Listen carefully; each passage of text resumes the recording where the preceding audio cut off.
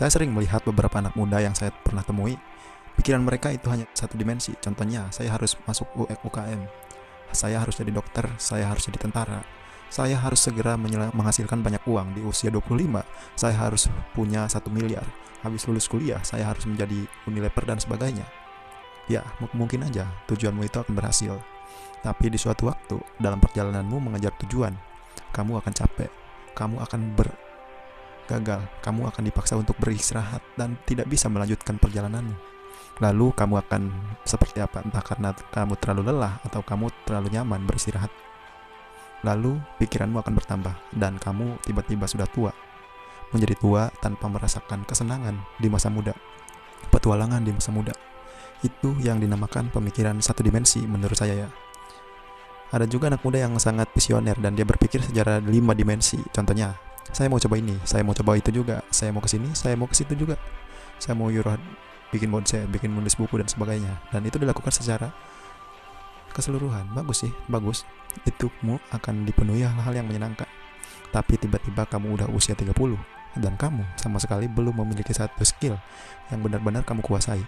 Dan ini terjadi sama saya. Saya terlalu banyak buka usaha, saya melihat kuliah yang saya suka, membuka usaha untuk karyawan sawah. Saya terlalu banyak melakukan hal-hal yang tidak relevan sama apa yang saya tuju. Dan akhirnya saya di usia 30 tidak punya spesialis apa-apa.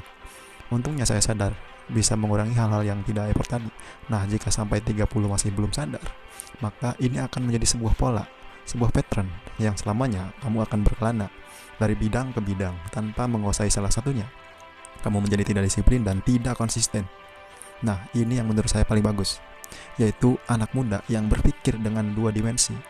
Tidak seperti 1 dimensi yang tadi atau 5 dimensi seperti saya. 2 dimensi itu berarti kamu menyediakan 1 dimensi pikiran yang terbuka, dan dimensi pikiran itu bisa dimasuki apa aja. Bisa kamu masuki kesenangan, hal-hal yang baru, atau petualangan-petualangan seru. Ya, misalnya traveling ke Bali, ke Euro, mendaki gunung, dan diving sebagainya. Hal ini penting karena kamu masih muda, kamu harus bersenang-senang, kamu juga harus hidup meski cuma sedikit aja. Lalu dimensi satunya kamu alokasikan atau khususkan untuk hal yang akan kamu jadikan fokus selamanya. Contohnya, kalau emang masih mengalokasikan dimensi ini dengan fokus menjadi seorang terkuat, atau Ibu Megawati yang mengalokasikan suatu dimensi ini untuk mengurus partainya dan sebagainya. Saya sendiri ya, umur 30, dimensi kedua saya ini saya isi dengan uang. Saya pengen uang yang banyak sehingga saya bisa financially free sebelum sepuh atau sebelum 50. Jadi, bagaimanapun dimensi pertama kalian berjalan, itu tidak akan mengganggu dimensi kedua kalian. Jadi saran saya sebagai orang yang gagal di usia 20-an awal, saya harap kalian bisa hidup hanya dengan 2 dimensi dan menemukan dimensi kedua yang tepat. Hal yang kalian tahu betul bahwa kalian harus menuju ke sana. Hal yang kalian sukai dan hal yang cintai. Nah, kalau kalian sudah menemukan apa yang menjadi dimensi kedua kalian, maka kalian bisa melakukannya untuk apapun dan belajar banyak hal dari sana. Belajar terus dengan konsisten.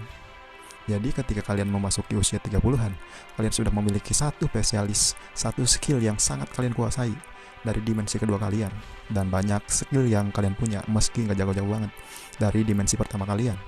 Lalu saya yakin kalian akan puas terhadap masa muda kalian. Jangan seperti saya. Oke? Sekian dari kuliah kita.